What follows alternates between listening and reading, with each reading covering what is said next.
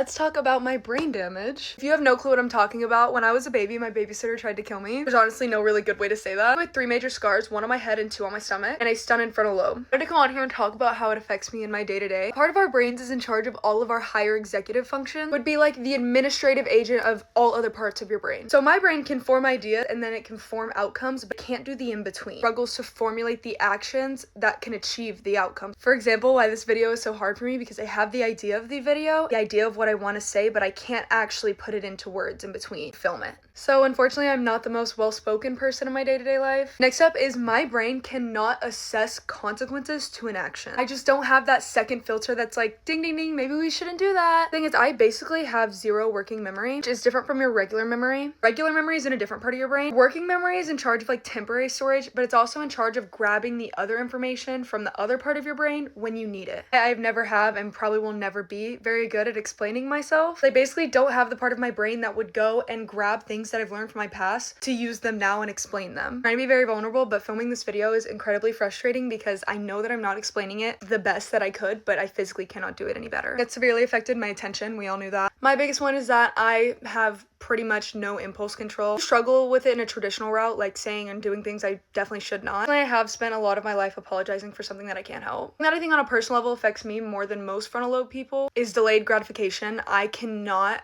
handle it at all. Now the part that I hate the most. The part of my brain that's stunted is completely in charge for my personality and my social behavior. It means that often I can be emotionally liable, which is a term that I hate. If you were to ask me what I notice my biggest struggle with, hands down it would be that my brain is literally not able to acknowledge or even notice social cues. Obviously I'm older now and I've learned how to navigate it a little bit more. Times that I would notice them, my brain couldn't translate them. Pretty much anything administrative I'm done for on, I can't do. The biggest example that really frustrates me is I cannot pack. Like elaborate on that, my brain cannot see how many days we're going for a trip, how many outfits I would need for that, and then actually what to pack for that, put it in a bag. I'm almost 21 and I still almost have a mental breakdown every single time I have to pack for a trip. It also causes me to feel things really intensely, and I try to work with it instead of against it. I know I have to adapt, it's never gonna go away. I think my brain damage is 100% of the reason I've always been like too much for everyone. A little bittersweet knowing that it's not just me. I didn't wake up like this, I was literally made to be like this. It sounds really stupid, but I think it's why I feel so deeply about being too much, because sometimes I do feel like I was picked to be the poster child of being too much for everyone. I could get other people to be fully confident in every bit of their muchness. Oh my gosh, one thing I forgot to mention, severe sensory sensitivities. Not so much to light, but noise and touch especially. If you are eating around me and you grind your teeth on your fork,